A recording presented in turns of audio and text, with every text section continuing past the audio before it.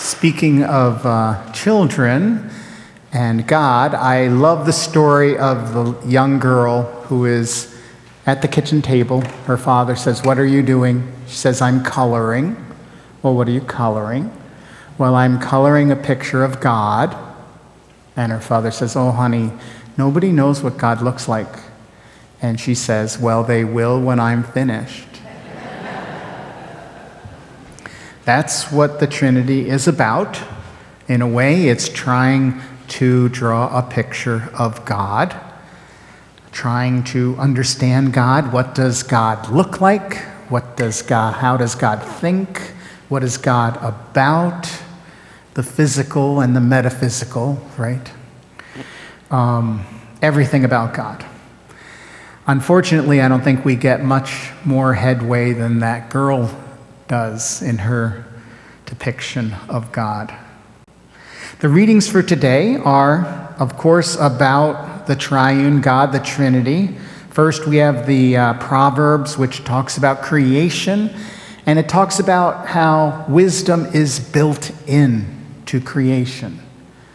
And as the one who wrote the Proverbs talks, we kind of wonder, well, is that the Holy Spirit that's in there?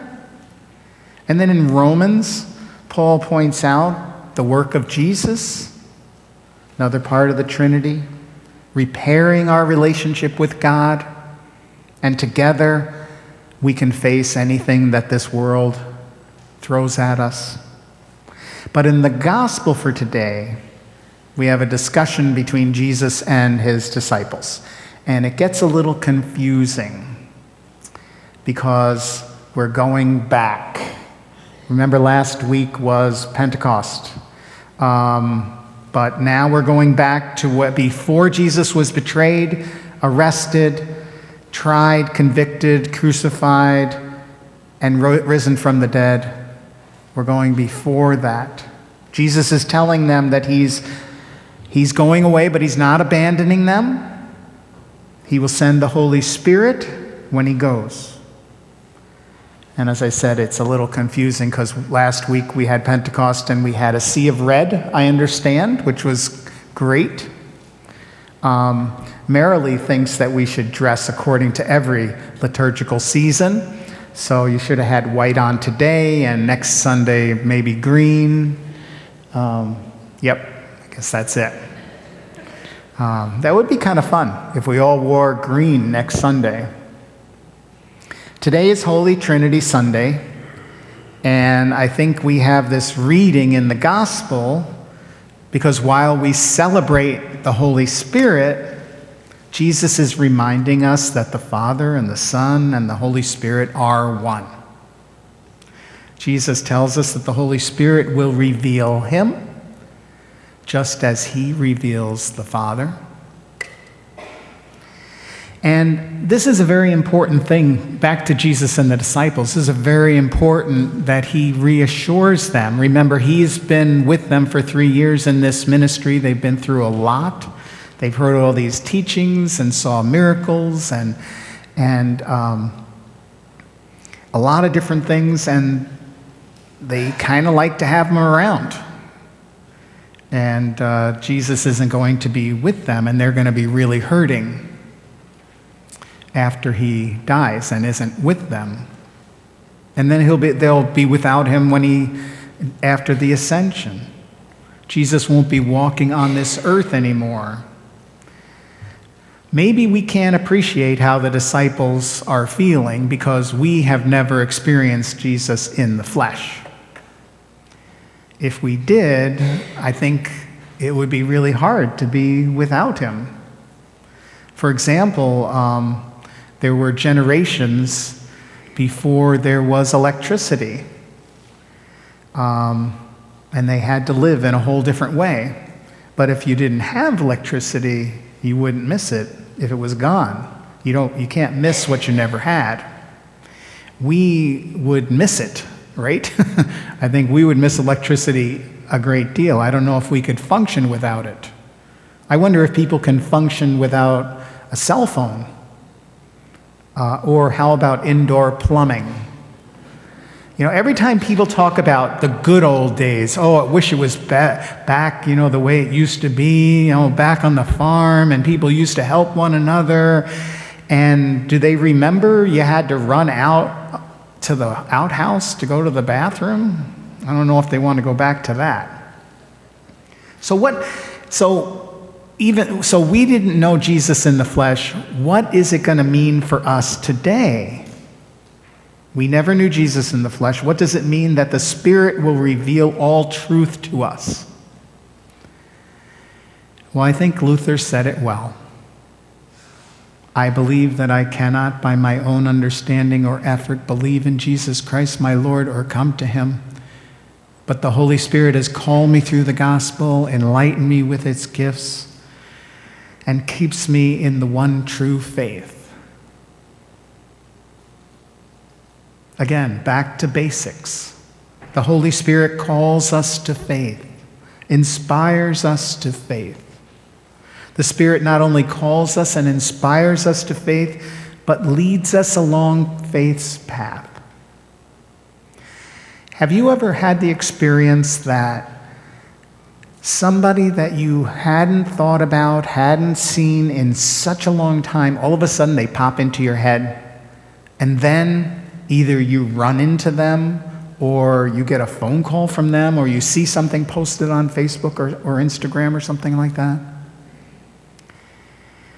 Well, I've had some experiences where someone pops into my head, and it turns out that it was someone that I needed to get in touch with. For example, there was this one woman who I would visit. She was a homebound person, and I would visit her, and as anybody that visits homebound people, they really appreciate visits. We have Eucharistic ministry here, and they really love having a visit. And I guess if they didn't, we wouldn't visit them anymore. This woman loved to visit, but even more, she loved to receive Holy Communion. It not only reminded her that she was part of the church, but it really made her feel and realize that God was with her. Well, one day, she just popped into my head. It wasn't time for a visit or anything, but she popped into my head, and I thankfully followed through. I went and I visited her at the nursing home. We had a nice visit, and I gave her Holy Communion, which she just loved. And the next week, she died. And I am just convinced that her popping into my head was the work of the Holy Spirit. I think when Jesus says, I have more to tell you, but you cannot bear it now, I think that's part of it. It wasn't time for that yet. In this case of this woman, the right time was just before she was going to die for that special visit. So just a couple of takeaways from our reading. We don't need to work up enough faith. Sometimes we feel like we don't have enough faith. We don't have to worry about that. The Spirit will lead us and give us the faith that we need. And the Spirit will also lead us to God's work in this world, to love God and to love the people around us. So, I think we need to keep our hearts and our minds open. When something or someone pops into your head, it may be nothing, but it may be something. I don't think you would regret contacting that person or moving on that inspiration. If it turns out to be nothing, then it's nothing.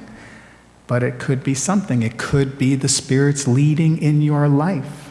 So let's keep our hearts and minds open to that and what God might be leading us in our lives. Amen. Actually, before I end, forget that ending. I didn't end that yet. I do have a poem that I'd like to share with you from Deborah Ann. I think Ann is her last name. It's based on Isaiah 11:2. You might recognize this. And the Spirit of the Lord shall rest upon him, the Spirit of wisdom and understanding, the Spirit of counsel and might, the Spirit of knowledge and the fear of the Lord. We use that in baptism and we use that in confirmation. So that's the inspiration of this poem. Spirit of God, mighty and holy, teach us to live for you wholly. Bring to us power and might, let us be for you a light. Spirit of God, lead and guide, teach us how we can abide. Help us to remain on the narrow way, to the left or right, help us not to stray. Spirit of God, rest upon us, with holy fear may we trust. Amen.